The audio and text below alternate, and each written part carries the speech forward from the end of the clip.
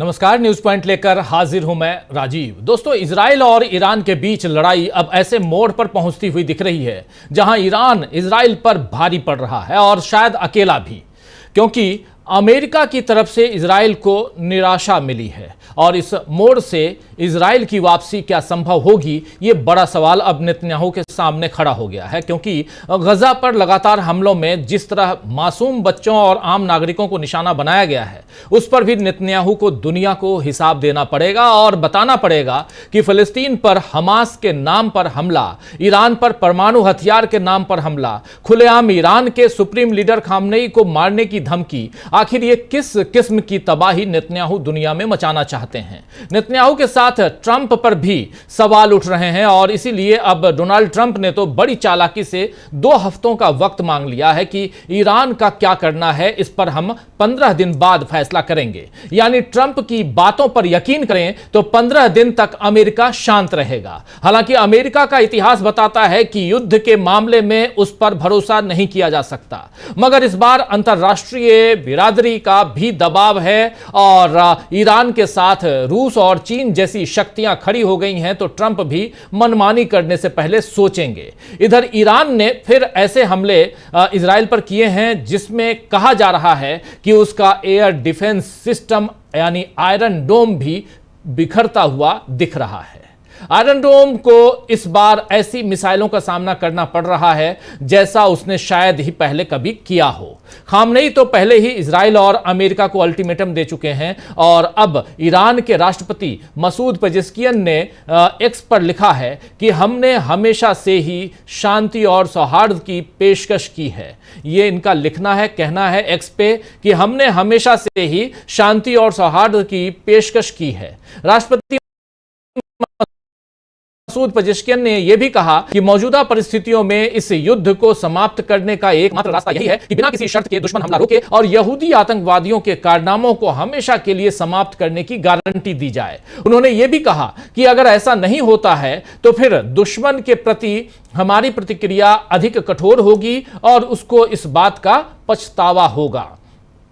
इधर यूरोपीय यूनियन के देश फ्रांस और जर्मनी के विदेश मंत्री और साथ ही ब्रिटेन के विदेश मंत्री ईरान के साथ चर्चा करेंगे, ऐसी खबर भी है। ईरान और इजराइल के बीच चल रही जंग को लेकर फ्रांस के राष्ट्रपति इमैनुअल मैक्रोन ने कहा है कि ईरान को बातचीत के लिए इच्छा दिखानी चाहिए। ईरान को बातचीत के लिए इच्छा दिखानी चाहिए, यानी ईरान को बातचीत के लिए आगे आना चाहिए। आपको बता दूं कि जिनेवा में ईरान के साथ निर्धारित यूरोप की कूटनीतिक वार्ता को लेकर फ्रांस के राष्ट्रपति इमैनुअल मैक्रोन ने कहा कि फ्रांस और यूरोपीय सहयोगी इजराइल के साथ संघर्ष समाप्त करने के लिए ईरान के समक्ष एक कूटनीतिक प्रस्ताव पेश करेंगे। यह कूटनीतिक प्रस्ताव यानी डिप्लोमेटिक जो प्रस्ताव है वो कैसे पेश किया जाएगा, उसमें क्या है, उन्होंने उसके लिए भी यहां पर कुछ बिंदु रखे हैं। उन्होंने कहा कि इस प्रस्ताव के 4 प्रमुख बिंदु हैं, यानी 4 पॉइंट में हमारा यह प्रस्ताव रहेगा।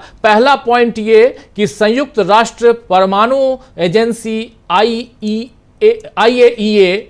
की निगरानी में यूरेनियम का संवर्धन शून्य करने की दिशा में काम शुरू करना, यानी कि पूरा का पूरा जो यूरेनियम का भंडार है वहां पे उसको जीरो कर दिया जाए, उस दिशा में काम शुरू करना। दूसरा कि ईरान की बैलिस्टिक मिसाइलों की गतिविधियों की निगरानी होनी चाहिए। तीसरा है कि क्षेत्र के आतंकवाद समूहों को ईरान की फंडिंग रोकना, यानी इस क्षेत्र में अगर आतंकवादी समूह है तो वो ईरान उसको अगर फंडिंग कर रहा है तो उसको रोका जाए, यानी उस पर भी निगरानी।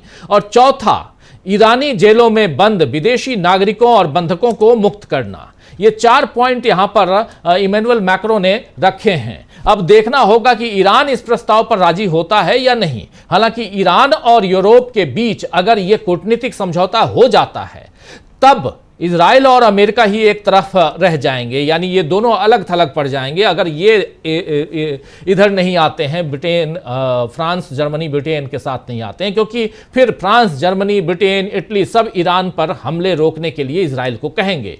एशिया और अफ्रीका और साथ में लैटिन अमेरिका के अधिकतर देश पहले ही ईरान के साथ खड़े नजर आ रहे हैं। यानी अब इजराइल पूरी तरह से अलग थलग हो सकता है और बेंजामिन नेतन्याहू कब तक अपने हथियारों का या खुफिया एजेंसी मोसाद का दम दिखाएंगे, यह देखना होगा, क्योंकि दुनिया में तो इजराइल के खिलाफ आवाज उठ रही है। खुद इजरायली जनता भी दो दो युद्धों की अपनी बर्बादी महसूस करने लगी है। और आप देख लीजिए कि एक तरफ गजा पट्टी पर लगातार पिछले लगभग पौने 2 साल से यहां इजराइल जो है हमला बोले हुए है और उसमें मासूम बच्चों और महिलाओं तक को नहीं छोड़ा जा रहा है। लेकिन इसको लेकर भी खासकर इजराइल में नेतन्याहू के खिलाफ आवाज बुलंद हो रही है। और दूसरी तरफ अब ईरान को लेकर भी, क्योंकि ईरान जब तब दिन दहाड़े हमला बोल रहा है। अभी जब ये चर्चा हम कर रहे हैं, थोड़ी देर पहले भी ये खबर आ रही थी कि बैलिस्टिक मिसाइल दागे गए हैं ईरान की तरफ से इजराइल पे। तो दोस्तों, ये बर्बादी जो महसूस करने लगी है वहां की जनता, इजराइल की जनता, वो कब तक साथ देगी अपने प्रधानमंत्री बेंजामिन नेतन्याहू का, यह भी देखना होगा। दूसरी तरफ अगर आप ईरान आए तो ईरान में दिखाई देता है कि जो वहां के सुप्रीम लीडर हैं, वो जब देश को संबोधित करते हैं, खामनेई जब देश को संबोधित करते हैं, तो फिर उनके साथ आवाम, वहां की जनता दिखाई देती है।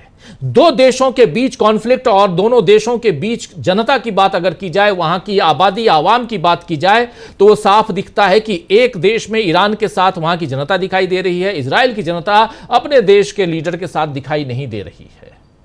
तो आइए दोस्तों, आज चर्चा करेंगे कि क्या अब अकेला इजराइल पूरी दुनिया से फिरेगा, और क्या अमेरिका युद्ध की आग में घी डालेगा या पानी डालने का काम करेगा। मुश्किल में कैसे नेतन्याहू हैं और बैकफुट पर कैसे अमेरिका है या डोनाल्ड ट्रंप हैं। इजराइल और ईरान के बीच जो युद्ध है, जंग है या संघर्ष है, उसमें नया मोड़ क्या है, ये सब कुछ समझने जानने की कोशिश करेंगे इस चर्चा में। हमारे साथ कुछ वरिष्ठ साथी जुड़े हुए हैं। पहले आइए उन सबसे आपका परिचय करवाता हूं और आगे बढ़ते हैं। बहुत ही महत्वपूर्ण दिन अगर देखा जाए तो इस लिहाज से, क्योंकि ईरान, इजराइल और यहां से आगे किस दिशा में, ये पूरी की पूरी तस्वीर हम बदलते हुए देखेंगे। हमारे साथ 4 वरिष्ठ साथी जुड़े हुए हैं। अमलेंदु उपाध्याय जी हैं, प्रशांत टंडन जी हैं, अमरीश मिश्रा जी आपसे कल मुखातिब हुए थे हम इसी कार्यक्रम में, और साथ में आज एक वरिष्ठ साथी हमारे और जुड़े हैं, प्रोफेसर ए.के.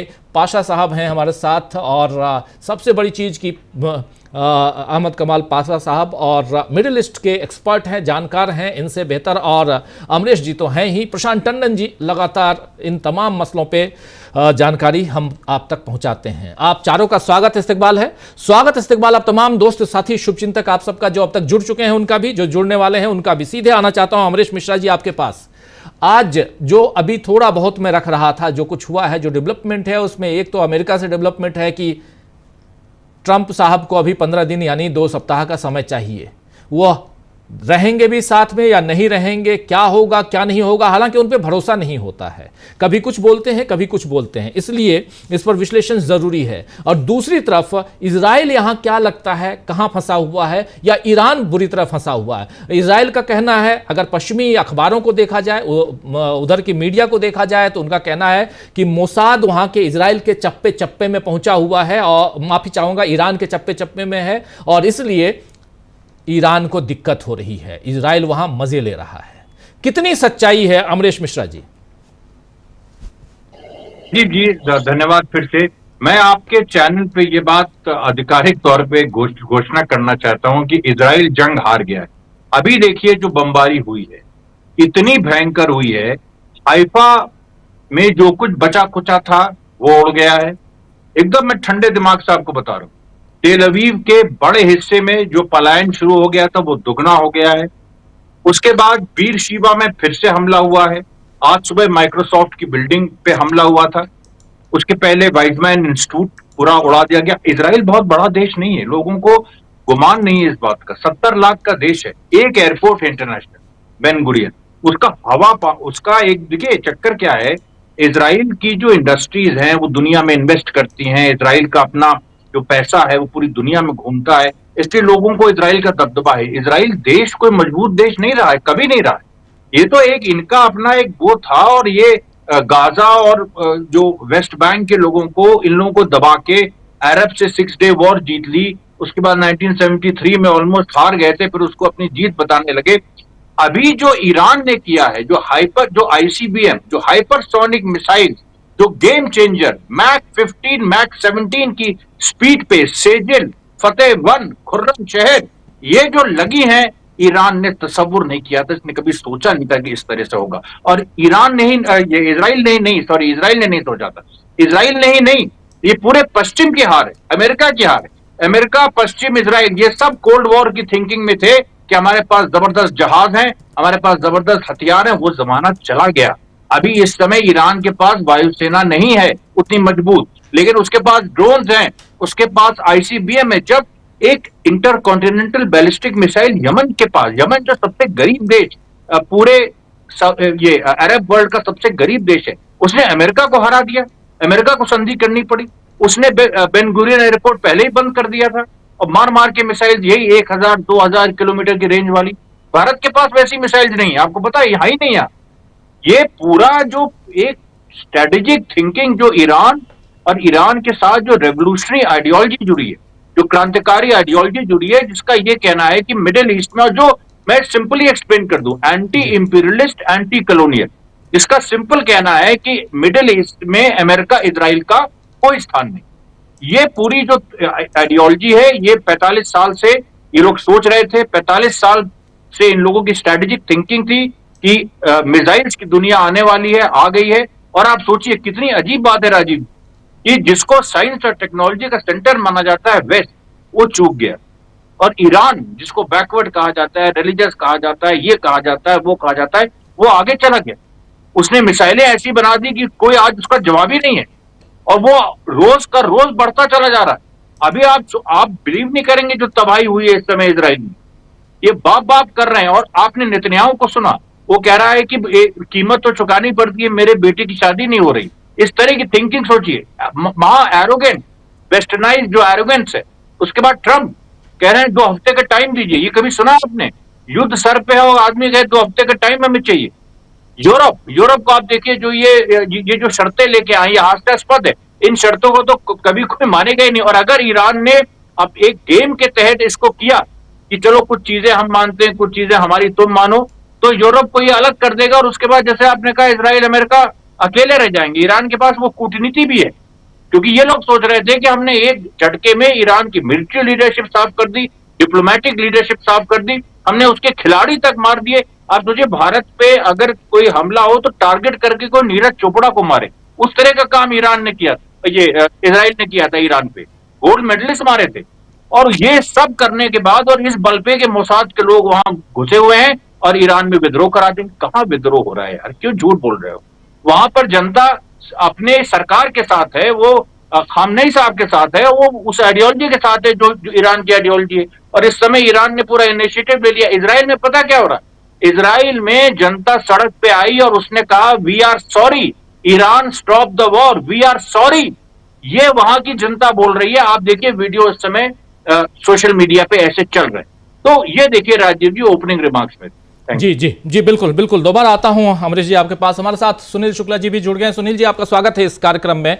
पाशा साहब, आपके पास आना चाहता हूं, जरा आपसे भी समझूं कि आखिर इजराइल ईरान के बीच जो कॉन्फ्लिक्ट है, ये कब तक इसको आप देखते हैं आगे बढ़ते हुए? क्या ये आगे और बढ़ने वाला है, या जैसे अमेरिका ने कह दिया, डोनाल्ड ट्रंप ने कह दिया कि अभी 2 हफ्ते का हमको समय चाहिए, क्या ये 2 हफ्ता भारी पड़ेगा इजराइल पे, जब अमेरिका अगर कोई साथ नहीं देता, या अमेरिका पहले से उतनी सारी चीजें पहुंचा चुका है, इजराइल के पास इतनी सारी चीजें हैं कि अभी जरूरत नहीं है अमेरिका की, ये माना जाए? पाशा साहब।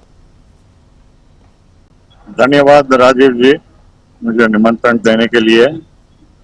देखिए, इसमें 2 अहम बातें हैं। एक तो प्रेसिडेंट डोनाल्ड ट्रंप जब वो कैंपेनिंग कर रहे थे, तो उन्होंने 2 महत्वपूर्ण बातें बताई। एक तो अमेरिका जो है बेकार के जंगों में शामिल हुआ था, चाहे वो तालिबान हो, इराक हो, या लीबिया, सीरिया वगैरह। तो उससे जो है अमेरिका की आर्थिक स्थिति कमजोर हुई, जिससे अमेरिका का खर्च जो है $37 ट्रिलियन हो गया है। दूसरी बात यह है कि मेक अमेरिका ग्रेट अगेन उनका बहुत पावरफुल स्लोगन था। तो लाखों के लोग जो है ये मान के डोनाल्ड ट्रंप को जिताए कि जो भी बुश और उनके पहले के एडमिनिस्ट्रेशन ने उन्हें इस जंगों में मुलविस होकर ये किया था। हजारों के अमेरिकन सोल्जर सर्विसमैन जो हताहत हुए थे, उससे काफी नुकसान हुआ ह्यूमन रिसोर्सेस के लिए, मटेरियल और फाइनेंशियल के अलावा। तो ये जो है ट्रंप का कहना कि हम अपने एडमिनिस्ट्रेशन में जंग में इन्वॉल्व नहीं होंगे, तो ये जो है अब मेजॉरिटी जो है वहाँ के उनके सपोर्टर्स वो डिमांड कर रहे हैं कि अमेरिका इस जंग में शामिल ना हो इजराइल के हक में।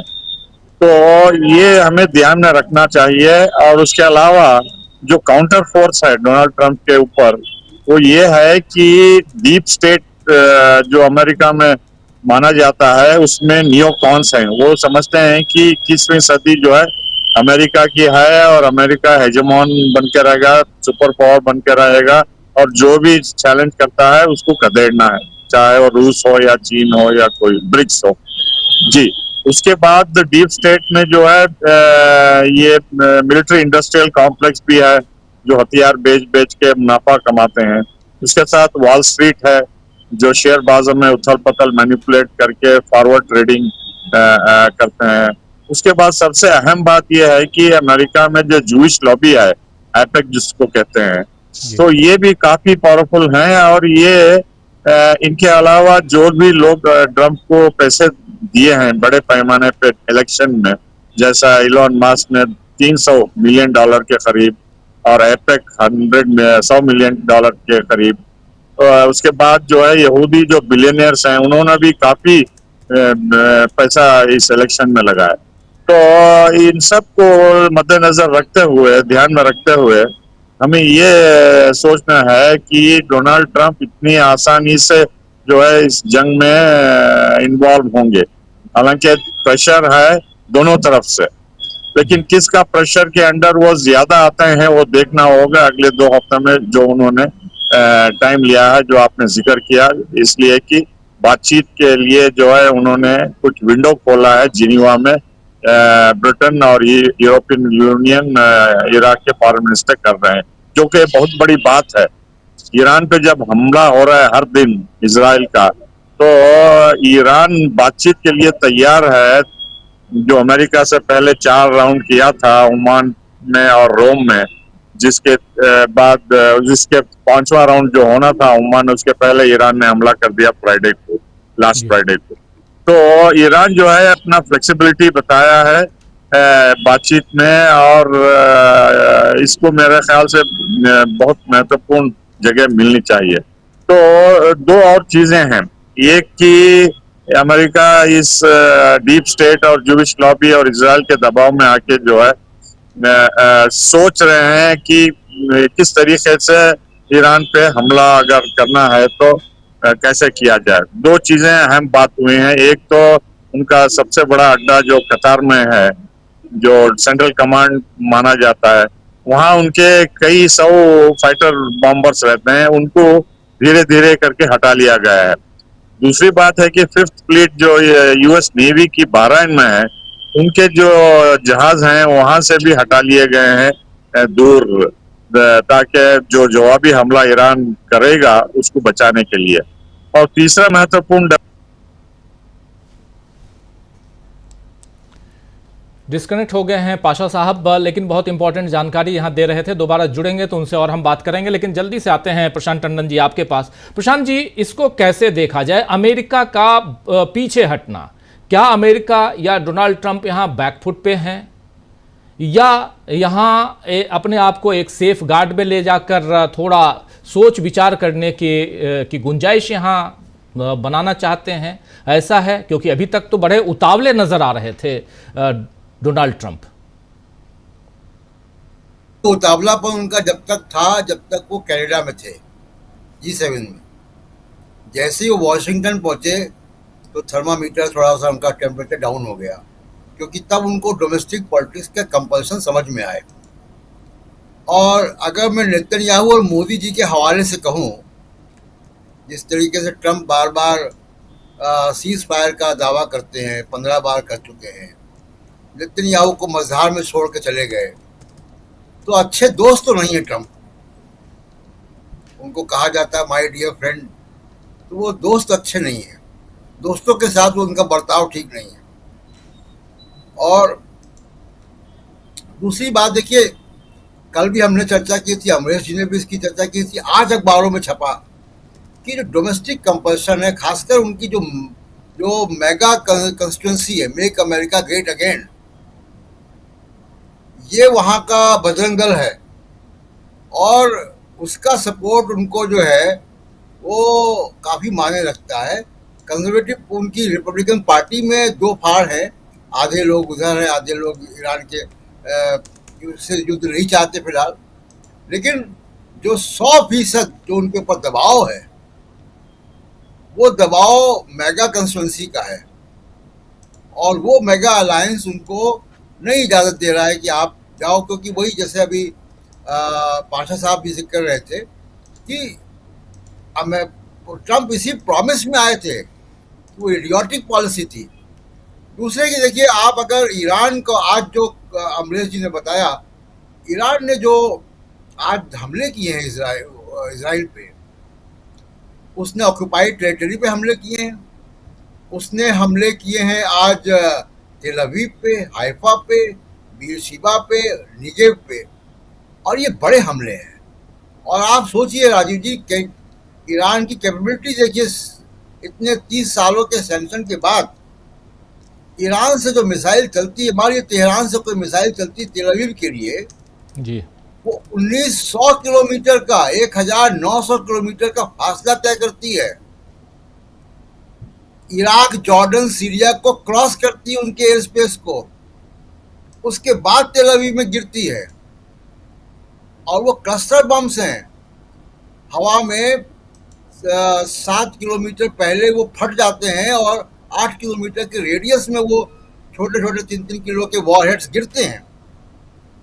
ये सैंक्शन के बाद भी अगर ईरान के पास ये कैपेबिलिटी है, तो ये वेस्टर्न पावर्स को सोचना चाहिए। जी। दूसरी बात, जो बड़ी एक बात वहाँ पे आज हुई है, देखिए आज जुमे का वक्त है और जुमे की नमाज के बाद, फ्राइडे प्रेयर्स के बाद, आज पूरे ईरान में वहाँ की सेनाओं के पक्ष में प्रदर्शन हुए हैं और इजराइल के खिलाफ प्रदर्शन हुए हैं। पूरा देश सड़कों पर है और इजराइल के लोग ये विजुअल वहीं के, ये विजुअल वहीं के।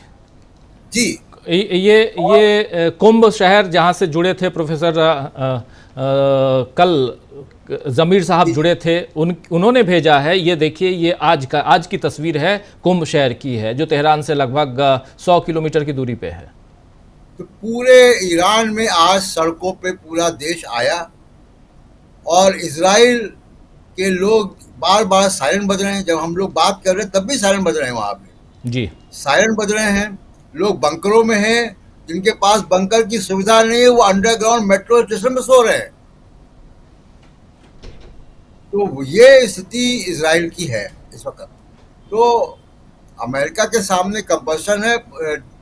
बिल्कुल सही आप कह रहे हैं कि डोनाल्ड ट्रंप पे विश्वास नहीं किया जा सकता कि वो 15 दिन कह रहे हैं तो वो क्या कोई धोखा है, कोई फरेब है, कोई स्ट्रेटजी है। इतना तो देखिए ईरान के लोग भी समझ रहे होंगे।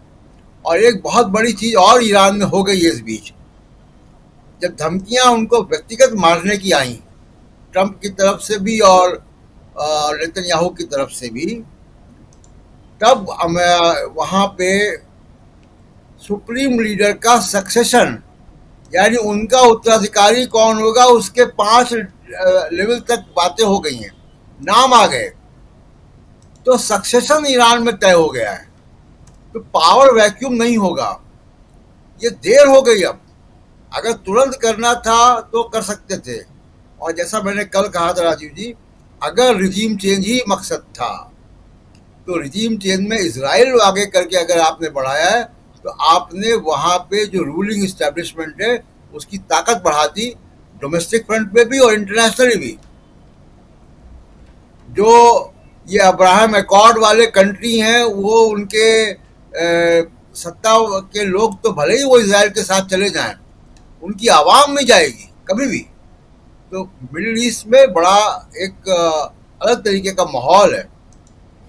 जी बिल्कुल। जी राजू। जी बिल्कुल बिल्कुल, जरा उस विजुअल को जरा फुल स्क्रीन लेके आइए, जो कुंभ शहर है और वहां की तस्वीर आज जुम्मे का दिन, और इजराइल में देखिए ये माहौल, और यहां सड़कों पे लोग अपनी सत्ता के पक्ष में हैं। यहाँ पे लोग ईरान, माफी चाहूंगा, इजराइल नहीं, ईरान की बात कर रहा हूं। और इजराइल उधर देखिए तो इजराइल की कहानी कुछ और नजर आती है। इजराइल में लोग अपनी सत्ता, अपनी सरकार, अपने प्रधानमंत्री के खिलाफ हैं, जबकि ईरान की ये तस्वीर जो सरकार के पक्ष में, और लगातार, और ये एक जबरदस्त भीड़ है, जबरदस्त, सारे मैक्सिमम लोग सड़कों पे हैं, मैक्सिमम।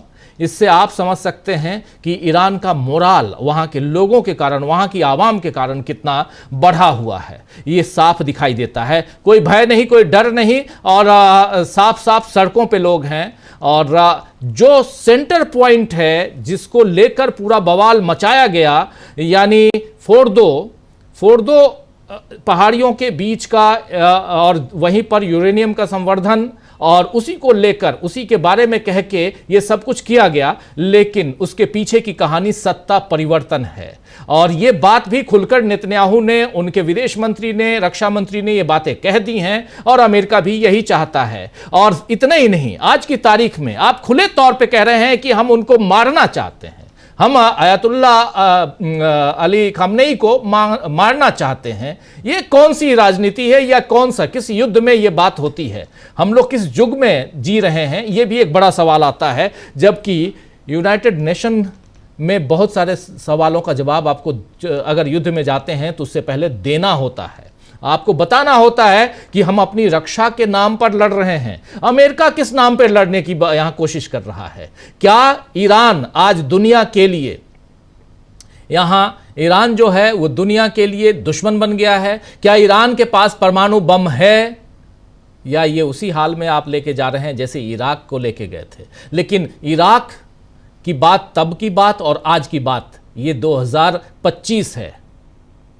बहुत पानी कई अलग अलग नदियों के इधर से उधर बह गए हैं, और पानी की किल्लत भी हो गई है। जरा आना चाहता हूं सुनील शुक्ला जी आपके पास, आपसे जरा समझूं कि हम जब विदेश की बात कर रहे हैं, कई हमारे साथी लिख रहे हैं कि अरे भाई आप नरेंद्र मोदी की बात कीजिए, और सिवान और उड़ीसा में थे, यानी बिहार और उड़ीसा में नरेंद्र मोदी रैलियां कर रहे हैं, उनकी बात कीजिए। क्या बात करें उनकी, जरा उन्हीं भाइयों से पूछूंगा बाद में, लेकिन आपसे जरा समझना चाहता हूं इजराइल और ईरान की बात, और यहां से भारत पर कितना असर पड़ेगा उन भाइयों के लिए बाद में बताऊंगा। कि अगर यहां कुछ होता है, युद्ध में दुनिया तब्दील हो जाती है, दो भाग में दुनिया बट जाती है, दो अलग अलग धड़े जो हैं वो मिलकर अगर युद्ध में युद्धरत हो जाते हैं, तो फिर हमारे ऊपर क्या असर पड़ेगा वो आपको समझना चाहिए। लेकिन सुनील शुक्ला जी। धन्यवाद राजीव जी। नहीं, हमारे जो दर्शक ये कह रहे हैं कि नरेंद्र मोदी की और भारत सरकार की बात कीजिए, तो आपको बात करनी चाहिए। इतने बड़े मसले पर हम चुप क्यों हैं? क्या अरब देशों के साथ हमारे संबंध इस लायक नहीं है कि हम इस विषय पर बोलें? क्या भारत के विभिन्न मसलों पर, क्या 2008 में जब आतंकी हमला हुआ था तो अरब देशों ने आपके मसले को लेकर बोला नहीं था? उन्होंने चिंता जाहिर नहीं की थी उस आतंकी हमले को लेकर के? क्या अरब देशों के साथ आपके रणनीतिक, कूटनीतिक, आर्थिक, सामाजिक संबंध नहीं है? इस कदर संबंध नहीं है कि वो इस युद्ध के लंबा खींचने पर आप उससे प्रभावित हो? आपके ऊर्जा की आत्मनिर्भरता का, सुरक्षा का बहुत बड़ा सवाल है। आपके नागरिक बड़ी संख्या में वहां मौजूद हैं, बड़ी तादाद में उन देशों का निवेश आपके पास है। आप अच्छा खासा व्यापार आप करते हैं। ईरान के साथ व्यापार करने वाले पहले 5 देशों में भारत शामिल है। इस पृष्ठभूमि के बावजूद भी अगर हम चुप हैं, तो जो हमारे श्रोता इस बात की बात आपसे कर रहे हैं कि आपको ये बात कहनी चाहिए, तो ये बड़ा सवाल है। ये सवाल सामान्य नहीं। खैर, अब रही बात कि इजराइल और ईरान के इस युद्ध का, तो आखिर ये युद्ध हो ही क्यों रहा है? इजराइल ने इस युद्ध को क्यों शुरू किया? 2 कारण बताए कि खamenei सरकार को मुझे नहीं रहने देना है, और जो परमाणु शस्त्र बना रहा है ईरान, वो हम समाप्त करना चाहते हैं। तो क्या परमाणु की जो प्रक्रिया ईरान के पास है, जो उसके पास संसाधन है, जो उसके पास रिएक्टर केंद्र है, उसको समाप्त करने की ताकत इजराइल के पास है। अब तक दुनिया के जितने विद्वान हैं कह रहे हैं कि वो ताकत इजराइल के पास नहीं है। पूरा का पूरा संवर्धन केंद्र इजराइल ईरान का वो पहाड़ियों के नीचे है, 80 किलोमीटर नीचे, और उतनी दूर तक मार करने की क्षमता के पास नहीं है। दूसरा सवाल यह है कि यह कितना गैर जिम्मेदाराना बयान है कि आप इजराइल पे, आप परमाणु संयंत्रों पर हमला करना चाहते हैं। परमाणु संयंत्रों पर हमला करके आपको क्या मिलेगा? कितनी बड़ी चुनौती दे रहे हैं आप, दुनिया को किस खतरे में डाल रहे हैं। हमले को नहीं, चेरनोबिल में दुर्घटना हुई थी, मैंने किसी ने हमला नहीं किया था, किसी ने साजिश नहीं रची थी, किसी ने षड्यंत्र नहीं किया था, किसी ने विस्फोट नहीं किया था, एक सामान्य दुर्घटना थी। उस दुर्घटना में पूरा का पूरा शहर बर्बाद हो गया। आज भी उस शहर में क्या आबाद होने की गुंजाइश कम नजर आती है। कितने दीर्घकालिक असर पड़े थे, दुष्परिणाम उसके सामने आए थे। और आप इस पृष्ठभूमि में, इस जानकारी के बावजूद भी अगर आप परमाणु संयंत्रों के ऊपर हमला कर रहे हैं, तो एक जिम्मेदार देश का यह वक्तव्य है, यह कार्रवाई है, एक जिम्मेदार नेता का यह बयान है। दुनिया को कहां ले जाना चाहते हैं? और उस विकर्ण से जो ईरान के इन संयंत्रों से पैदा होगा, क्या इजराइल उससे बच पाएगा? किसको धोखे में रख रहे हैं और किस तरह का गैर जिम्मेदाराना बयान है? आप उनके संयंत्रों को समाप्त नहीं कर सकते। दूसरी चीज कि उन संयंत्रों में रूसी नागरिक काम करते हैं, वैज्ञानिक काम करते हैं, ये दुनिया को पता है। और रूस ने साफ साफ ये चेतावनी दी है कि हमारे नागरिकों को कुछ नहीं होना चाहिए। रूस ने अपने नागरिकों से नहीं कहा कि आप ईरान के परमाणु संयंत्रों को छोड़ के चले आइए। इसके बावजूद भी क्या ताकत है इजराइल की कि आप उनके नागरिकों के ऊपर हमला कर लेंगे? तो यह जो आप जो नैरेटिव बनाने की कोशिश कर रहे हैं कि आप परमाणु संयंत्रों को टारगेट करना चाहते हैं, वो बेबुनियाद है, बेमतलब है और आपके ताकत और औकात के बाहर है। अब सवाल इस बात का है कि आप सत्ता परिवर्तन करना चाहते हैं ईरान में। दो बातें हैं। जो पश्चिमी मीडिया, इजराइल के समर्थक, तमाम विद्वान ये कह रहे हैं कि तेहरान छोड़ करके लोग भाग रहे हैं, और वही यह भी कह रहे हैं कि तेहरान में विद्रोह की स्थिति है। दो ही बातें हो सकती है, सही ना? कि या तो वहां का नागरिक बाकायदे खड़ा है और विद्रोह कर रहा है, और या तो तेहरान छोड़ के भाग रहा है। भागता हुआ नागरिक विद्रोह करता है, यह इन्हीं विद्वानों के मुंह से सुन रहा हूं मैं। भागता हुआ नागरिक विद्रोह नहीं करता है, जान बचाता है। वो स्थिति तो नहीं है। ये जो हम अपने दर्शकों को ये जो वीडियो दिखा रहे हैं कुंभ का, ये क्या बताता है? क्या ये भागते हुए नागरिक हैं? क्या ये विद्रोह करते हुए नागरिक हैं? क्या सरकार के खिलाफ नारे लगाते हुए नागरिक हैं? ये तो पब्लिक डोमेन में है।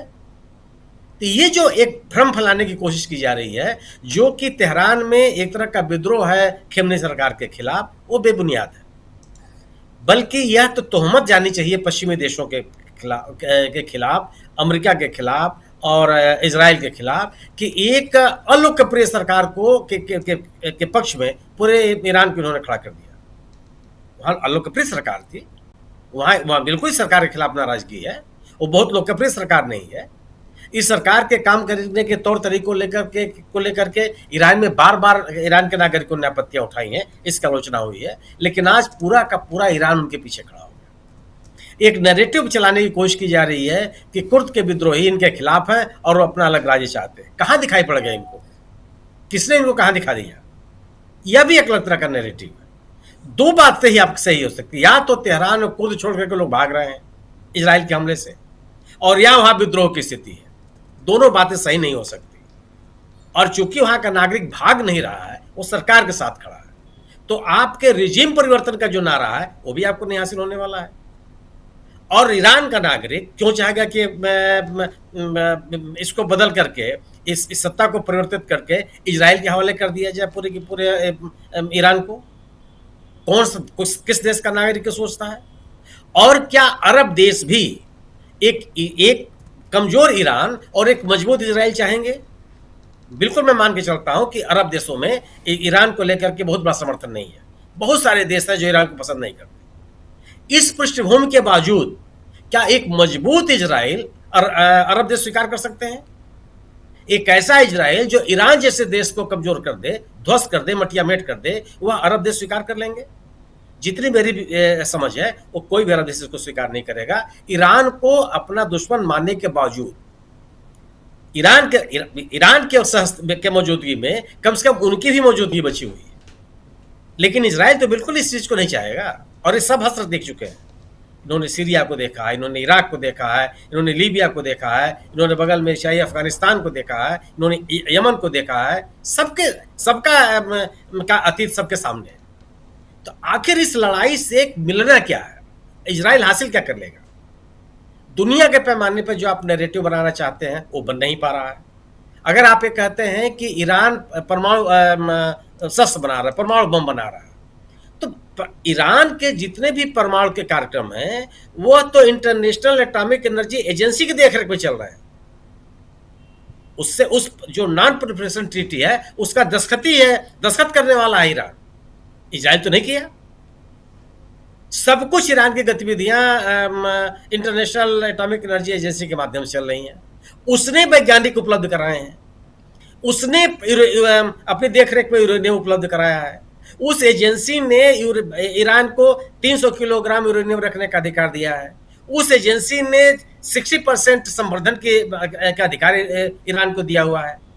तो दुनिया किसकी बात मानेगी? उस इजराइल की बात मानेगी जो आज तक नॉन प्रोलिफरेशन ट्रीटी में हस्ताक्षर करने के लिए तैयार नहीं है, जो अपने परमाणु कार्यक्रम को किसी की देखरेख में चलाने के लिए तैयार नहीं है, वो यह बताने के लिए तैयार नहीं है कि उसके पास परमाणु ताकत है या नहीं है।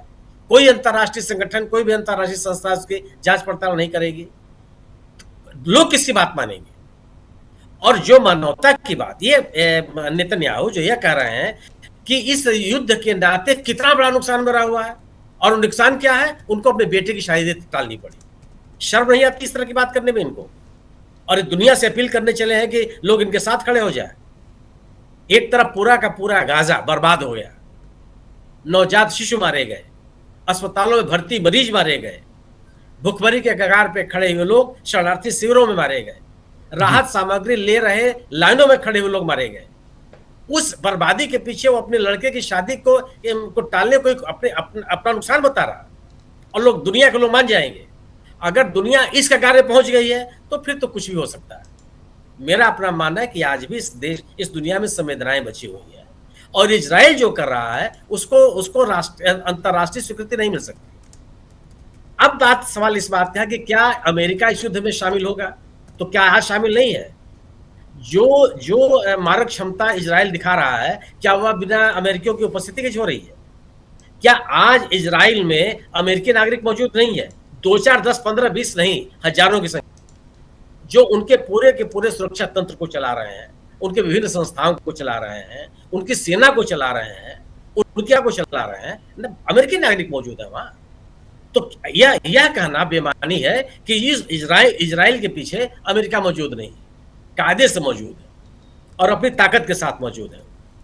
लेकिन इसके बावजूद भी जो ईरान ने ताकत दिखाई है वह निश्चित रूप से अनापेक्षित रही है। इजराइल ने ऐसी कल्पना भी नहीं की होगी, और उसके न सोचने के कारण केवल रहा कि एक ऐसा देश जो पिछले कई दशकों से अंतर्राष्ट्रीय प्रतिबंधों को झेल रहा है, बावजूद इसके उसने अपनी सैन्य ताकत को बटोरा है, उसने आपको समेटा है, और इराक के साथ अपने युद्ध में तमाम बर्बादियों के बावजूद एक अपनी संप्रभुता और अपनी सीमाओं को रक्षा के लिए अपने आप को मजबूत रखा है। तो जो क्षमता दिखाई है ईरान ने, यह इजराइल के लिए चौंकाने वाला है। अब ये भी सवाल पैदा होता है कि इस युद्ध को क्या इजराइल लंबे समय तक चलाने की ताकत रखता है? नहीं रखता। इजराइल के नागरिक, इजराइल के लोग युद्ध के परिणाम से उपजे हुए जो दुष्परिणाम है उसको झेलने के लिए तैयार नहीं है। कभी उन्होंने झेला नहीं है। वह दूसरे को बैरकों में देखा है, बंकरों में देखा है, अपने बंकर में नहीं गए हैं। ये ताकत उनके पास नहीं है। और कुल 90 लाख की जनसंख्या लंबे समय तक युद्ध चला ले, ये उनके लिए संभव ही नहीं है, उनकी ताकत के बाहर है। अगर ये युद्ध चलेगा, जिसकी अभी तक आशंका दिख रही है, इजराइल मैदान छोड़ के भागेगा। इजराइल के पास वो स्थिति नहीं, न तो उसको दुनिया का समर्थन मिलेगा, न उसके पास इतने न अपने आदमी को वह समझाने में सफल हो पाएगा, और न ही रणनीतिक रूप से वह इतना ताकतवर बचा रह जाएगा कि वह ईरान के इस हमले को झेल सके। अरब देशों को बांटने की जो उसकी कोशिश है, उससे भी वो नाकामयाब हो रहा है। कोई सफलता उसको नहीं। जी जी। जी, बिल्कुल बिल्कुल। एक बार पाशा साहब के पास फिर से आना चाहता हूं, डिस्कनेक्ट हो गए थे उस समय। और पाशा साहब, अपनी बात आप आगे बढ़ाइए, पूरी कीजिए। और यहां पर बहुत सारे सवाल और उपजते हैं, उसके बाद फिर आता हूं। और सबसे बड़ी चीज़ कि इजराइल को यहां आप, जबकि इजराइल पहले से लड़ाई में कूदा हुआ है, गजा में हम देख ही रहे हैं, फिलिस्तीन को लेकर लगातार इजराइल फिलिस्तीन के कॉन्फ्लिक्ट की चर्चा आज से नहीं, 1948 से हम लोग सुनते देखते आए हैं। तो आज के दौर में अगर देखा जाए तो फिर आप इजराइल को कहाँ देखते हैं, ईरान को कहाँ देखते हैं? अगर सामरिक तौर पे देखा जाए तो दोनों देशों में कैसे तुलना की जा सकती है? क्या ईरान इजराइल के सामने मजबूत दिखाई दे रहा है? क्या कुछ है?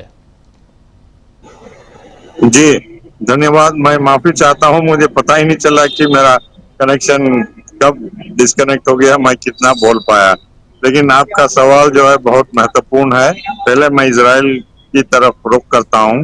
देखिए, पिछले 20 महीनों से इजरायली फौज जो है, जो हमास का हमला हुआ अक्टूबर 7, 2023 को, तो उसके तहत जो है हमास को खदेड़ने में और वहां के कैप्टिव्स बंदूकों को वापस लाने में जो है जंग लड़ रहा है गाजा में।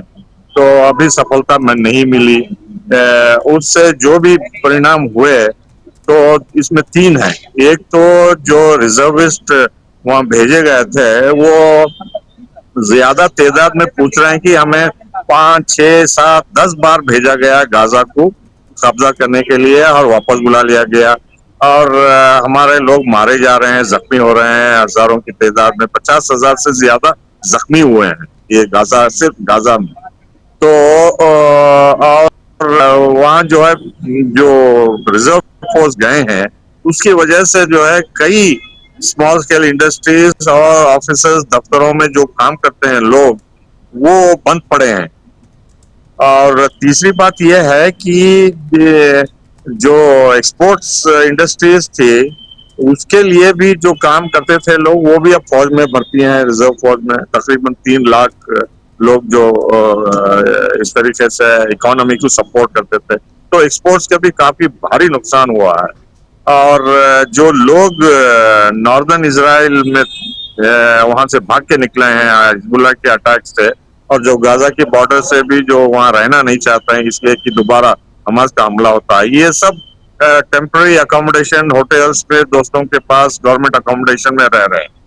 और इसके अलावा भी जो है, कम से कम ये ईरान के बाद से हमला जो हुआ है, खाली एयर डिफेंस में, सिर्फ एयर डिफेंस की बात कर रहा हूँ, $300 मिलियन एक रात में इजराइल के खर्चा हो रहे हैं। आप अंदाजा लगाइए कि गाजा से लेके, लेबनान से लेके जो यमन है, उसके अलावा जो इजराइल पे, सीरिया पे जो बमबारी की पिछले 3 महीनों से, अब और ईरान में जो कर रहे हैं, कितना भारी रकम इजराइल को अदा करना पड़ा है। हालांकि अमेरिका इसमें काफी मदद करता है, और यहूदी जो पूरे दुनिया में है, कैपिटलिस्ट और उनके जो जखीरे हैं, उससे भी मदद कर रहे हैं। लेकिन इकोनॉमिकली जो है, मेरे ख्याल से इजराइल कमजोर हो गया है इस जंग से।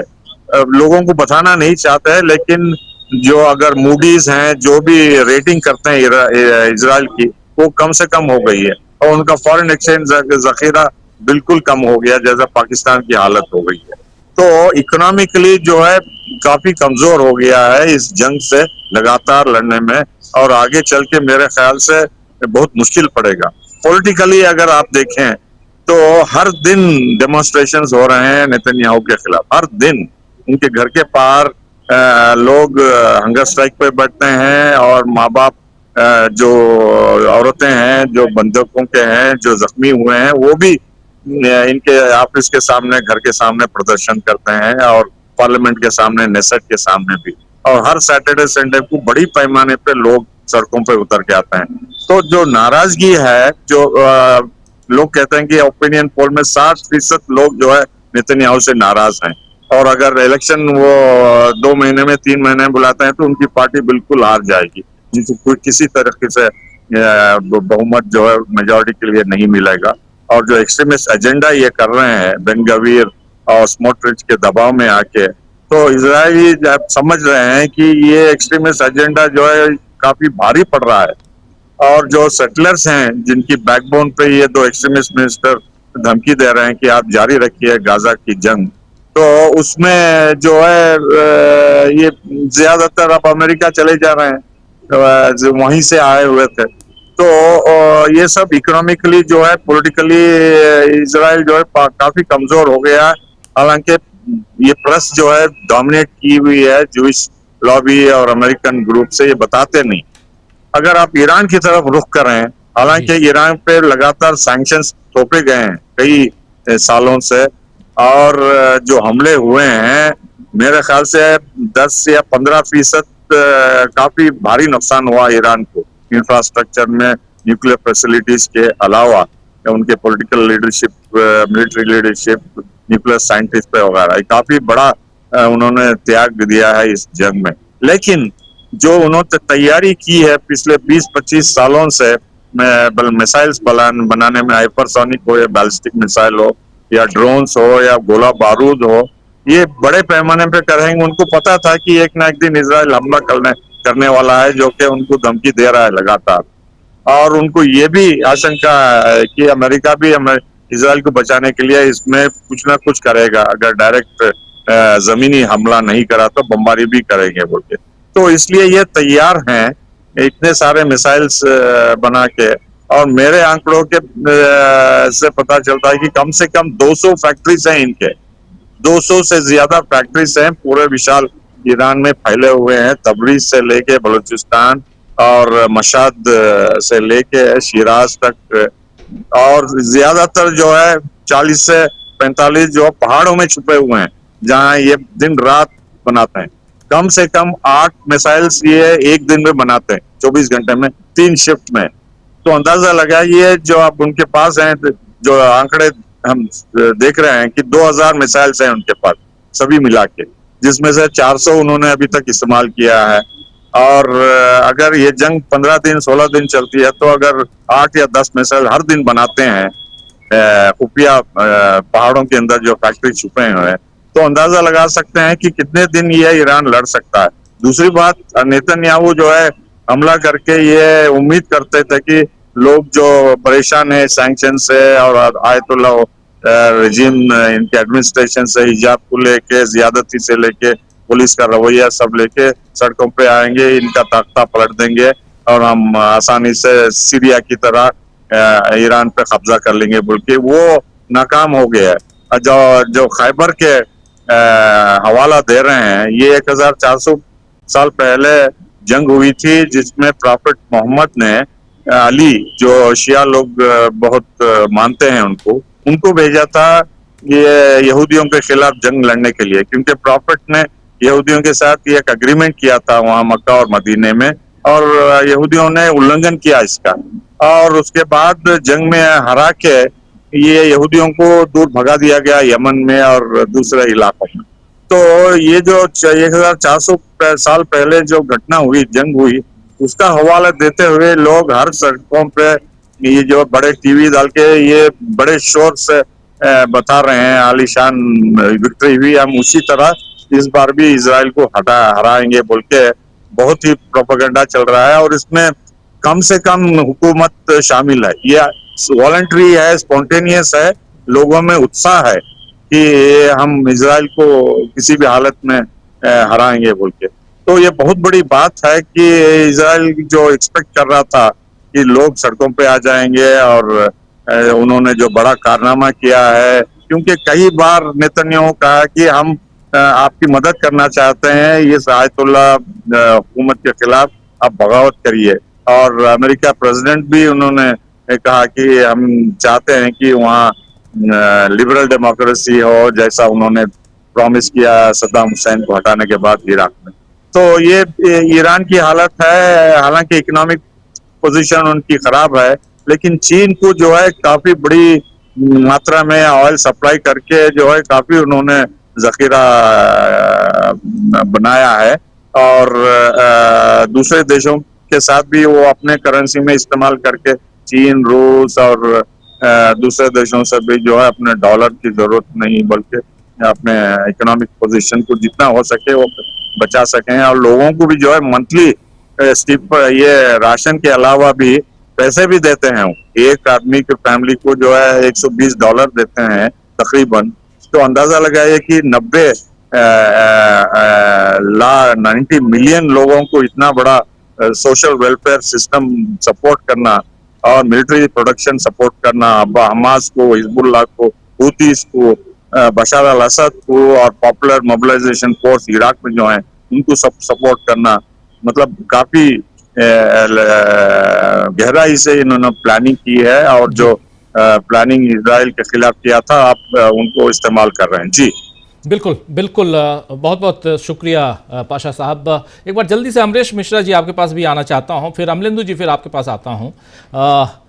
मिश्रा साहब, जरा आपसे भी समझना चाहता हूं कि यहाँ पर आज की तारीख, आपने तो कह दिया कि अभी भले घोषणा हुई हो ना हुई हो, लेकिन एक घोषणा आपने, अमरीश मिश्रा जी चले गए हैं जी, अमरीश मिश्रा जी का वीडियो डाउन है, कोई बात नहीं, दोबारा जुड़ते हैं तो फिर उनसे सवाल करेंगे। अमलेंदु जी, ज़रा आपसे भी समझना चाहता हूं कि यहाँ आज सुबह से हम लोग बहुत सारी चीज़ें, बहुत डेवलपमेंट देख रहे हैं। एक तरफ ईरान, दूसरी तरफ इधर इजराइल, दोनों के जो राष्ट्राध्यक्ष हैं, उसके अलावा उनके कैबिनेट के लोग हैं, वो दोनों के जो बयान आ रहे हैं, और ख़ासकर इजराइल के लोगों के जो मंत्रियों के बयान आ रहे हैं, वो बड़े उकसाने वाले बयान हैं और मारकाट वाले बयान हैं। क्या ये माना जाए कि बिल्कुल एक तरफ कल कहा जा रहा था कि हमको सत्ता परिवर्तन चाहिए, आज कहा जा रहा है फिर सत्ता परिवर्तन नहीं, हम परमाणु ठिकानों पे हमला करना चाहते हैं, परमाणु हथियार न बनाए ईरान, इसलिए ये सब कर रहे हैं, और इन सब के बीच कह रहे हैं कि खामनेई को ख़त्म करना है हमको। क्या माना जाए? राजीव जी, मकसद तो खामनेई को खत्म करना ही था, इजराइल का भी और अमेरिका का भी, और बहाना बनाया गया परमाणु अस्त्र है उसके पास इसका। आज फिर बयान आ चुका है जो IAEA के डीजी हैं ग्रोसी, उनका, कि ईरान के पास किसी भी तरीके का कोई परमाणु हथियार नहीं है, ना वो कोई परमाणु हथियार बना रहा है। ये साफ तौर पर बयान आ चुका है। तो जब ऐसा बयान आ चुका है तो उन्होंने ये भी कहा है ग्रोसी ने कि हमारी किसी रिपोर्ट के आधार पर किसी देश को आक्रमण करने का अधिकार नहीं मिल जाता है। तो ये भी बात स्पष्ट हो गई है कि आप जो बहाना बना रहे हैं, यानी इजराइल और अमेरिका, वो बहाना हमला करने के लिए नहीं है। तो कुल मिला के राजीव जी लगता यही है कि वहां हमला करने का बहाना यही, मतलब मकसद यही था कि किसी तरीके से खामेनेई को वहां से हटाया जाए और उनको सत्ता छीनी जाए। क्योंकि ट्रंप ने भी राजीव जी जो ट्वीट किया कि हमें मालूम है कि वो तथाकथित जो धार्मिक नेता है वो कहाँ छिपा हुआ है, हम उसको जब चाहें तब मार सकते हैं, ये ट्रंप ने भी कहा, और इन्होंने भी साफ तौर पर कहा, नेतन्याहू ने भी, और इनके मंत्री काश ने तो साफ तौर पे कह दिया कि वो हिटलर की तरह है और अब वो जिंदा नहीं रह सकता। ये कल उनका बयान था काश का। तो ये साफ तौर पे जब घोषणा की गई तो इसका मतलब ये है कि इनका निशाना खामेनेई को किसी तरीके से खत्म करना था, और उसमें ये कामयाब नहीं हो पाए। ये असली बात राजीव जी मुझको लगती है। अब जिस तरीके से आज ईरान की जो विदेश मंत्री अगाजी, वो पहुंचे हुए राजीव जी जिनेवा, और उन्होंने वहाँ फ्रांस के और UK के और जर्मनी के विदेश मंत्रियों के साथ बातचीत भी की है, और जो UN की वहाँ सभा है उसको संबोधित किया है, और उसमें उन्होंने साफ तौर पे कहा है UN में कि भाई हमारे ऊपर हमला जो था इजराइल ने किया, हमने हमला नहीं किया। और 15 तारीख को हमारी अमेरिका के साथ बातचीत होनी थी परमाणु निरस्त्रीकरण के ऊपर, और उससे पहले 13 तारीख को ये हमला करना इजराइल की तरफ से, ये साफ तौर पर हमारी पीठ में छुरा घोंपने का था, और इसमें इजराइल और अमेरिका दोनों मिले हुए हैं। ये उन्होंने साफ तौर पर कहा होगा, जब तक इजराइल की ये चलेगी आक्रामक नीति, तब तक कोई किसी वार्ता का कोई मकसद नहीं है। हम यहाँ किसी से कोई नेगोशिएशन करने के लिए नहीं आए हैं, हम यहाँ पर अपनी बात कहने और कूटनीतिक रास्ता खुला हुआ है, सिर्फ ये तय करने के लिए आए हैं, यहाँ कोई नेगोशिएशन नहीं होगा। तो ये ईरान ने स्पष्ट कर दिया कि वो जो गए हैं जिनेवा में बातचीत करने के लिए, तो कूटनीतिक चैनल चलता रहे, वो उसके लिए गए हैं, ताकि ये ना आए कि ईरान ने कोई कूटनीतिक रास्ता नहीं छोड़ा था। तो यानी अब इस तरीके से कहा जाए राजीव जी, पूरा दारोमदार जो है वो अब अमेरिका के ऊपर ये है कि आपको शांति रखनी है कि नहीं रखनी है, और अगर आपको शांति नहीं रखनी है तो आइए फिर आपकी पूरी युद्ध में जो परिणाम होगा वो देखा जाएगा। तो ये राजीव जी अब कुल मिलाकर इस समय देखने में आ रहा है। और हम लोग जिस समय राजीव की बातचीत कर रहे हैं, अभी थोड़ी देर पहले फिर ईरान ने वहां हमला किया है इजराइल पे। तो ये इजराइल पे लगातार ये चीजें राजीव चल रही है, और अब जाके इजराइल को मालूम पड़ा असली की बमबारी होती क्या है। अभी तक आप गाजा में निर्दोष नागरिकों को मार रहे थे, और अब तक आपने गाजा में 55,000 से ज्यादा जो है नागरिकों को मारा है, जिनमें बड़ी संख्या में बच्चे हैं राजीव जी। तो उन बच्चों की आह जो है वो मुझे लगता है नेतन्याहू को लग रही है, और खमियाजा इसका जो है इजराइल को इसका आने वाले समय में निश्चित तौर पे भुगतना पड़ेगा, क्योंकि कुदरत अपना हिसाब करती है किसी न किसी तरीके से। हर तानाशाह को ये लगता है और हर जालिम को लगता है कि उसका सिक्का चल रहा है और उसी का सिक्का चलता रहेगा, लेकिन कुदरत अपना हिसाब हमेशा करती है। तो नेतन्याहू के साथ भी हिसाब होगा, और डोनाल्ड ट्रंप की अगर ये जो शय है तो ट्रंप के साथ भी हिसाब होगा। कुदरत अपना हल जिस तरीके से आएगी वो उस तरीके से हिसाब करेगी। बिल्कुल बिल्कुल। प्रशांत जी, जरा आपसे भी समझना चाहता हूं कि यहाँ इजराइल और ईरान की बात अगर की जाए तो रूस ने साफ साफ धमकी के तौर पे कह दिया अमेरिका के लिए कि अगर अमेरिका आता है तो फिर परिस्थितियां दूसरी हो जाएंगी, और उसमें भी अगर परमाणु हथियार का उपयोग होता है तब तो यहाँ मध्यस्थता यानी मेडिएशन की बात न कर सीधे सीधे आमने सामने वाली बात व्लादिमीर पुतिन की तरफ से आ रही है। आज ही सुबह सुबह देख रहे थे हम खबरें, और फिर उधर ईरान के साथ चाइना नज़र आता ही है। यहाँ से आप क्या इस जंग को, इस कॉन्फ्लिक्ट को और इसमें दोनों देशों को पीछे हटते हुए देखते हैं, या 2 सप्ताह का जो समय इन्होंने लिया है डोनाल्ड ट्रंप ने, ये 2 सप्ताह अभी और इजराइल देखने वाला है, या अंदर खाने कुछ और चल रहा है, या जो जिनेवा में बातचीत होनी है उस बातचीत से और उसका इंतज़ार रहेगा? इसमें एक बात और जोड़ दूं कि क्या यूरोपियन यूनियन और खासकर नेटो जो है वो कहाँ नजर आता है? क्या वो अमेरिका के साथ नजर आता है आज की तारीख में? सवाल बड़ा प्रमुख है। ये अभी तक नेटो का वॉर नहीं है, और यूक्रेन के मसले पर नेटो में काफ़ी विवाद हो चुका है। तो यूरोपियन यूनियन के मिनिस्टर्स जिनेवा में बैठकर ईरान के रिप्रेजेंटेटिव से बात कर रहे हैं, जिसका हवाला आपने दिया। तमाम कंडीशंस हैं, कोई भी सॉवरेन कंट्री उन कंडीशंस को नहीं मानेगा, ईरान भी नहीं मानेगा, लेकिन बातचीत हो रही है। बातचीत में नेगोशिएटिंग पॉइंट्स होते हैं, वो लो हैंगिंग फ्रूट्स को पहले लिया जाएगा, तो अब देखते हैं कैसे डेवलप होता है। लेकिन इसकी जरा राजनीति हम लोग समझते राजीव जी। अमेरिका में क्या हो रहा है, भारत में मोदी जी चुप क्यों हैं? मोदी जी क्यों खामोश हैं? मोदी जी इस वक्त बेमौसम बातें क्यों कर रहे हैं? दर्शकों को समझ लेना चाहिए कि भारत सरकार की कंसिस्टेंट नीति पैलेस्टाइन को उसके अधिकारों को लेकर है। फिलिस्तीन के लोगों के खुद मुख्तारी के साथ भारत सरकार की नीति है। भारत ने, इंक्लूडिंग मोदी सरकार ने, कभी भी इजराइल के पक्ष में यूनाइटेड नेशंस में वोट नहीं किया है। फिलिस्तीन का झंडा अगर यूनाइटेड नेशंस के कैंपस में है तो वो भारत सरकार का प्रस्ताव था और मोदी सरकार का प्रस्ताव था, मोदी सरकार के रहते हुआ। फिर भी मोदी जी खामोश क्यों हैं? मोदी जी खामोश इसलिए हैं कि मोदी जी की जो पॉलिटिक्स है वो ईरान के पक्ष में या इजराइल के विरोध में आने का सूट नहीं करती है। जो भारत की डिक्लेयर्ड विदेश नीति है, मोदी जी उसको नहीं बोल सकते हैं अपने मुंह से। विदेश सचिव बोलेंगे, यूनाइटेड नेशंस में हमारे रिप्रेजेंटेटिव बोलेंगे, मोदी जी अपने मुंह से नहीं बोलना चाहते हैं। क्यों नहीं बोलना चाहते? वही वजह है कि अगर कोई विजय शाह नाम का मंत्री भारतीय सेनाओं की प्रवक्ता कर्नल सोफिया कुरैशी को गालियां देता है और कहता है आतंकवादी की बहन है ये, और वो अपनी जगह बना हुआ है, उसके खिलाफ कोई एक्शन नहीं है, और मोदी जी खामोश हैं। मोदी जी इसीलिए खामोश ईरान के मामले में भी है। वो मुसलमानों से नफरत, उनकी जो कंस्टिट्यूंसी है उसमें दखल नहीं चाहते वो।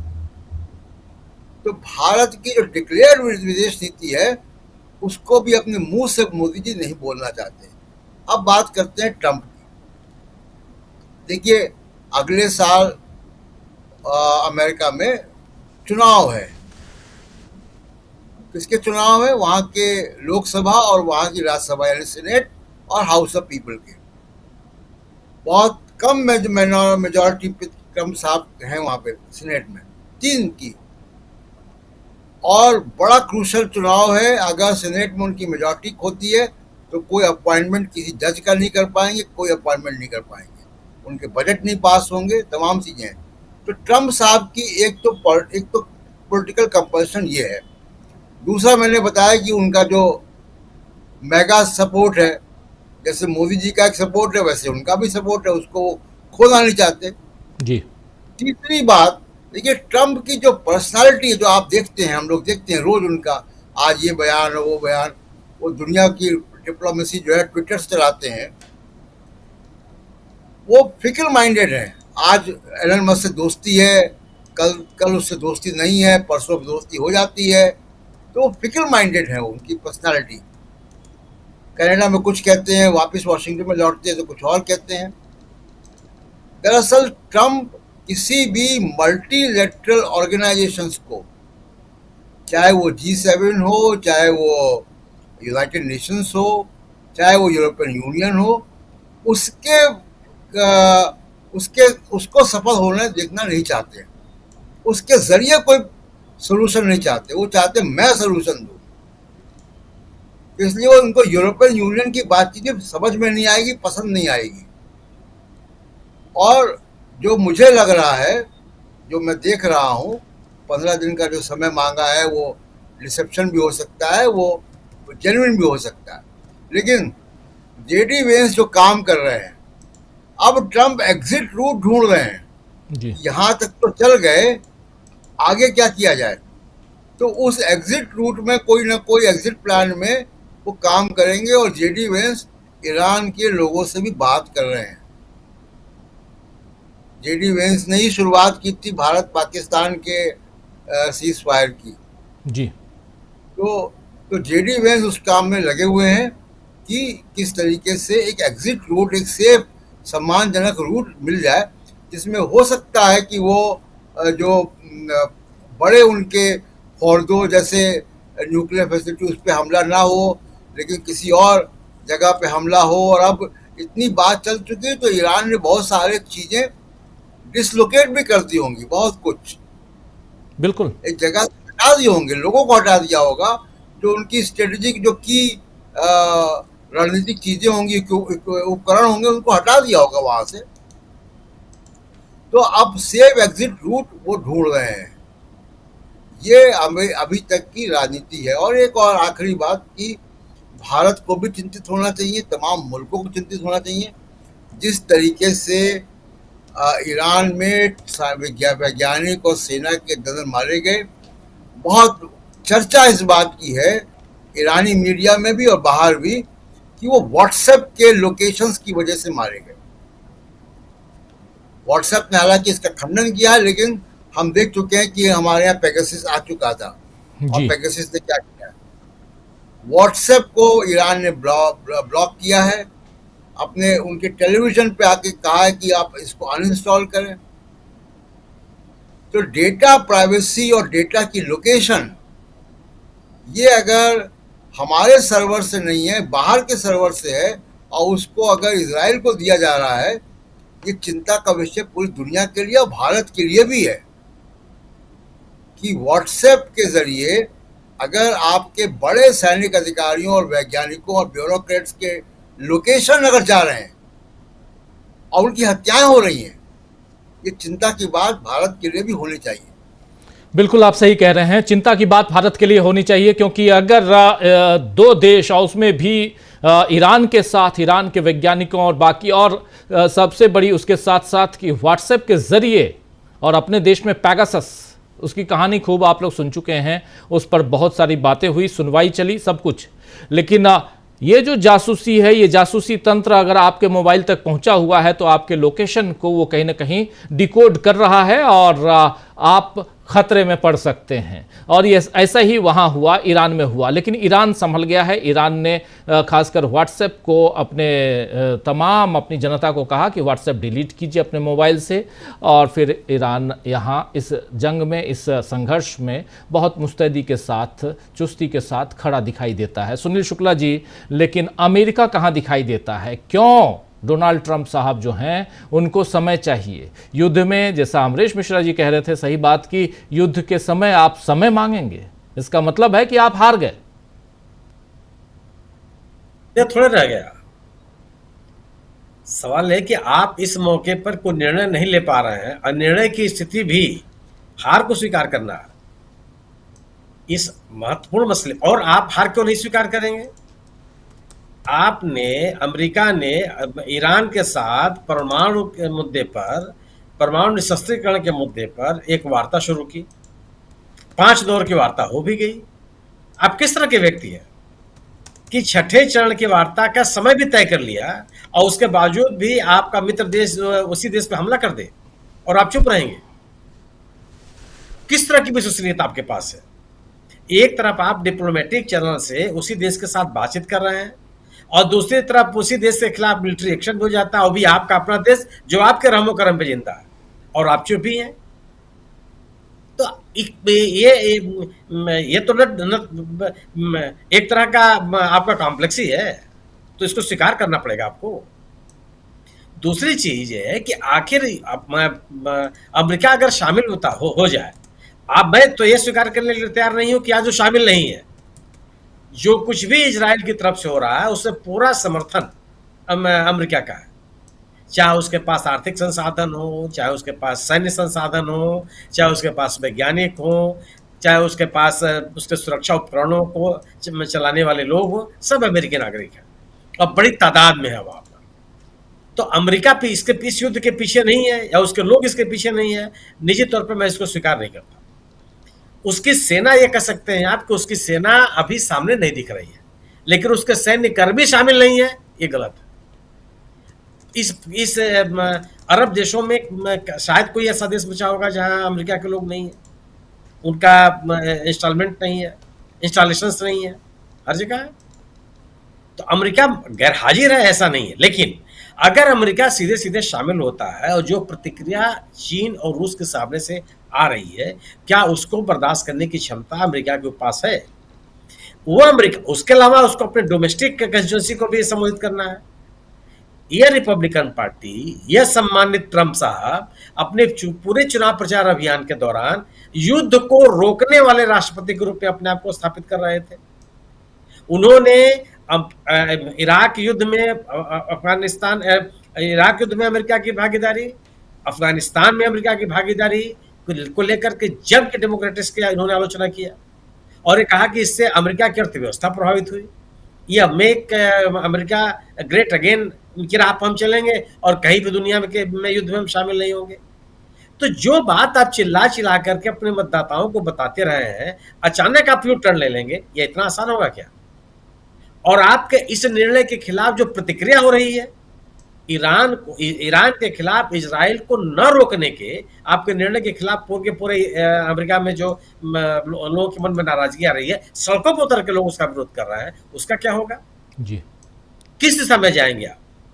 एक तरफ आप ये दावा करते हैं कि आपकी अर्थव्यवस्था इतनी खराब है कि विदेशी नागरिक वहां निवेश करें और वहां की नागरिकता ले लें क्योंकि हमको पैसे की जरूरत है, और दूसरी तरफ आप जिसमें भारत का अमेरिका का कोई स्टेक नहीं है उस युद्ध में शामिल हो जाएं और वो रुपया बर्बाद कर दें, तो अमेरिकी नागरिक किसको स्वीकार करेगा?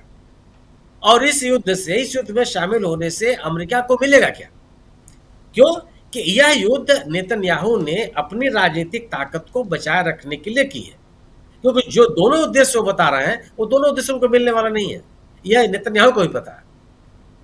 उनकी जो घटती जो लोकप्रियता है, इजरायली नागरिकों द्वारा उनको उखाड़ फेंकने की जो कोशिशें हैं और उसको रोकने की कोशिश है उनकी, उसकी गंभीरता को कम करना है और जितने दिनों तक सत्ता में बने रह सके उन दिनों को पाने का प्रयास है। तो क्या किसी नेता को सत्ता पे बनाए रखने के लिए अमेरिकी नागरिक तैयार हो जाएगा? मुझे तो ऐसा नहीं लगता। तो अंतरराष्ट्रीय दबाव, चीन और रूस जैसे देशों का विरोध, अपने देश के अंदर नागरिकों के का विरोध और अंतरराष्ट्रीय स्तर पर इस युद्ध के पक्ष में कोई बनता हुआ कोई माहौल नहीं बन रहा है। इन सभी मुद्दों के नजर ये चाहते हैं कि एक बीच का रास्ता निकल जाए, एक डिप्लोमेटिक रास्ता निकल जाए। कि यह युद्ध भी रुक जाए और अमेरिका की प्रतिष्ठा ही बची रह जाए। लेकिन सवाल यह है कि यह युद्ध इजराइल को ही रोकना पड़ेगा, ईरान तो नहीं रुकने वाला है। ईरान जिस किसी भी युद्ध में शामिल हुआ कभी नहीं रुका हो। बहुत सारे उसने प्रतिबंध झेले हैं, बहुत सारा उसने नुकसान झेला है, लगातार वो झेल रहे हैं, लेकिन उसने अपने आप को युद्ध से बाहर नहीं किया। 8 साल तक ईरान से लड़ता रहा, और उस ईरान से लड़ता रहा जिसके पीछे अमेरिका खड़ा था। वो कभी नहीं शांत हुए लोग। तो ईरान वापस चला जाएगा, और ईरान अगर वापस जाता है तो अरब देशों में, खाड़ी के इन देशों में उसके लीडरशिप को लेकर के भी सवाल पैदा होंगे, जिसका वो नेता बनना चाहता है। वो चाहता है कि अरब देशों का इजराइल के खिलाफ जो लीडरशिप है वो ईरान के पास हो जी। और इस निर्णायक लड़ाई में अगर वो पीछे हटता है तो बहुत बड़ी कूटनीतिक हार होगी उसकी। उसके लिए ईरान तैयार नहीं है, न तो अपने नागरिकों को समझा पाएगा कि आखिर जब आपको वापस जाना था तब आप लड़ाई में शामिल क्यों हो गए, फिर आप सरेंडर कर देते। अनकंडीशनल सरेंडर जो ट्रम्प साहब कर रहे हैं उसको आप शामिल हो जाते। खमेनेई सरकार इसको स्वीकार नहीं कर सकती, क्योंकि उसको अपने नागरिकों को भी संबोधित करना है और अरब देशों को भी संबोधित करना है। तो इस युद्ध को समाप्त करने की जिम्मेदारी तो इजराइल के पास ही है। और इजराइल की स्थिति है कि वह अमेरिका को बार बार, उसकी स्थिति है कि वो बार बार क्यों शामिल करना चाहता है। भाई आपने लड़ाई शुरू की है तो आप लड़ लीजिए, लेकिन वह अमेरिका को की लड़ाई के रूप में इसको निरूपित करने की कोशिश कर रहा है कि अमेरिका इसमें शामिल हो जाए, क्योंकि बिना अमेरिका के सीधे शामिल हुए वह इस युद्ध में कहीं खड़ा होता हुआ अपने आप को पा नहीं रहा। आखिर वो क्यों नहीं बताता? वो पश्चिमी जो मीडिया के लोग हैं वह ये क्यों नहीं बताते हैं कि तेल अवीव की स्थिति क्या है जी। वहां से खबरें क्यों नहीं आ रही? आप ईरान क्यों गा रहे हो हमेशा? अपने नागरिकों के बारे में बता दो। आप वहां पे इंटरनेशनल मीडिया को क्यों नहीं जाने दे रहे हो?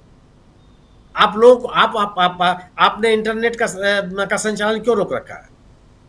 और जो आपने बात कही व्हाट्सएप, ये व्हाट्सएप का सवाल नहीं है। हम और आप जितने लोग हैं सब दुनिया के सामने खुले हुए हैं। हमारी आपकी निजी गोपनीयता कुछ भी नहीं रह गई है। जो आपने नेट से अपने आप को कनेक्ट किया, सब कुछ दुनिया के सामने है। ये डेटा तो इस तरह से बिक रहा है जो जैसे आप बाजार में आलू प्याज बिकता है। आपके बारे में एक से एक जानकारी उन लोगों के पास है जिनके बारे में आप सोच भी नहीं सकते। आप जो कई चीजें ऐसी हैं जो बिना आपको नेट से कनेक्ट किए आप वो काम ही नहीं करते। बिल्कुल। जितने आप स्मार्ट वॉच पहनेंगे सब नेट से उसकी कनेक्टिविटी है। अगर आप जितनी महंगी घड़ियां खरीद पहनेंगे सबके नेट से कनेक्टिविटी है। और नेट से कनेक्ट हुए नहीं कि आपका लोकेशन तुरंत डिटेक्ट हो गया कि आप कहां पर हैं। व्हाट्सएप को उन्होंने लिया कि नहीं, ठीक है इसको बंद करो। क्यों? कि एक तरह का मिस इन्फॉर्मेशन का भी दौर है। व्हाट्सएप यूनिवर्सिटी हर जगह काम करती है, वहां भी काम कर रही थी। तो अपनी गोपनीयता को बनाए रखने के लिए केवल ये नहीं कि आप व्हाट्सएप को अनइंस्टॉल कर देंगे तो आप बच गए। ये उसके अन्य तमाम कारण हैं और अन्य तमाम रास्ते हैं कि आप उनके लोगों की जानकारी, आपके लोकेशन के बारे में जानकारी है। इसलिए ईरान ने अब कदम उठाया है। वो तो उनके यहाँ नेट भी सस्पेंडेड है, हर प्रमुख शहर में नेट सस्पेंडेड है कि उस तरह की कनेक्टिविटी न होने पावे। युद्ध में स्वाभाविक बात भी है, कोई गलत है कहते, ऐसा भी नहीं कि कोई गलत निर्णय लिया उन्होंने। मजबूत लड़ाई लड़ रहा है, निर्णायक लड़ाई लड़ रहा है। तो यह लड़ाई, मेरा अपना मानना है कि यह नेतन्याहू के अपने राजनीतिक स्वार्थों के कारण से है। इस लड़ाई से इजराइल को भी कुछ हासिल नहीं होना है, इजराइल के नागरिकों को भी कुछ हासिल नहीं होना है। और जिन 2 लक्ष्यों की बात कर रहे हो तो कभी भी हासिल नहीं होना है। अमेरिका भी इन्हीं स्थितियों में है। और मेरा अपना मानना है कि अंतर्राष्ट्रीय स्थितियां भी अमेरिका को अनुमति नहीं देती हैं कि वो इस युद्ध में सीधे शामिल।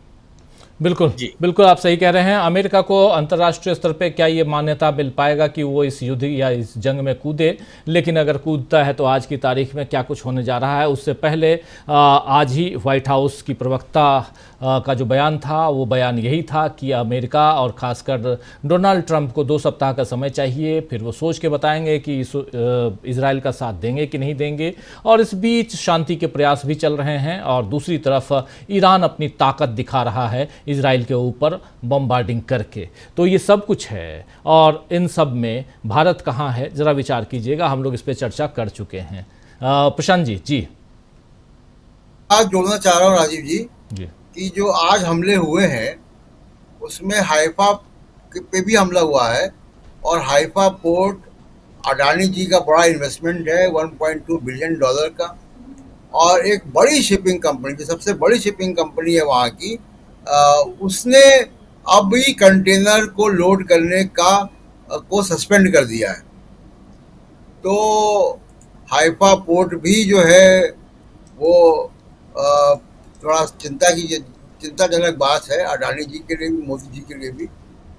तो ये एक अपडेट है वहाँ जी से। जी बिल्कुल बिल्कुल। हाइफा का जिक्र बार बार आया, जब हाइफा पोर्ट जो इजराइल में है और उसकी देखरेख की जिम्मेदारी अदानी साहब को मिली, और इसके लिए काफ़ी मेहनत मशक्क़त करनी पड़ी। प्रधानमंत्री नरेंद्र मोदी को दोस्त बदलने पड़े, आप जानते हैं, और थोड़ा सा जो अपना जो बिजनेस का कुछ पार्ट है, यानी जो सैनिक फंड है सेना के लिए, डिफेंस का जो फंड है, उस फंड को रक्षा फंड कह सकते हैं, उस फंड को थोड़ा सा डाइवर्ट करना पड़ा, कुछ लोगों के काट के, रशिया का खासकर काट के, और इजराइल की तरफ, ताकि दोस्ती बनी रहे और साथ साथ उस दोस्ती के दम पर हाइफा पोर्ट भी चलता रहे, व्यापार वहाँ से होता रहे। लेकिन ईरान के साथ अगर आप आकर ईरान के साथ युद्ध करने की कोशिश करते हैं तो फिर तहस नहस होने के लिए भी तैयार रहिए। ईरान, मैं ये नहीं कह रहा हूँ कि ईरान बहुत शक्तिशाली है जो बिल्कुल इजराइल को तहस नहस कर देगा, लेकिन टारगेटेड जो बम्बार्डिंग हो रही है बैलिस्टिक मिसाइल के ज़रिए, वो बहुत ही बिल्कुल टारगेट पे है, और उसमें हाइफा पोर्ट भी, हाइफा शहर भी है। तो इसलिए यहाँ पर बाकी जो इन्फॉर्मेशन दे रहे थे प्रशांत टंडन जी, बहुत इंपॉर्टेंट इन्फॉर्मेशन दे रहे थे, और यहाँ से कहीं ना कहीं व्यापार को घाटा है। सामरिक दृष्टि से आप देख लें और चाहे वो व्यापारिक दृष्टि से देखें, दोनों तरफ से अगर आप देखें तो भारत को इसमें नुकसान है। इसीलिए हम इसकी चर्चा कर रहे हैं, इसीलिए ईरान इजराइल को लेकर हम लगातार चर्चा कर रहे हैं, क्योंकि ईरान और इजराइल के इस कॉन्फ्लिक्ट को अगर आप बढ़ते हुए देख लिए, अगर ये कॉन्फ्लिक्ट को हम अगले 2-4 दिनों में और आगे बढ़ते हुए देखेंगे तो इसका असर अपने देश पे भी पड़ने जा रहा है। इतना तैयार रहिए आप, और बहुत कुछ खाने पीने की चीज़ों से लेकर तेल तक, जो गाड़ी में चलते, जिसमें पेट्रोल डीजल की बात कर रहा हूँ, गैस, सब कुछ, सब पे असर पड़ेगा। तो अंबानी साहब, अदानी साहब, दोनों पे भी असर पड़ेगा। चलिए, बहुत बहुत शुक्रिया प्रशांत जी आपका, बहुत शुक्रिया सुनील शुक्ला जी, बहुत बहुत शुक्रिया अमलेंदु जी। साथ में 2 और साथी जुड़े थे, अमरीश मिश्रा जी जुड़े थे, और प्रोफेसर पाशा जुड़े थे हमारे साथ, AK पाशा। आप सबका भी शुक्रिया, आप तमाम साथियों, आप सबका भी शुक्रिया।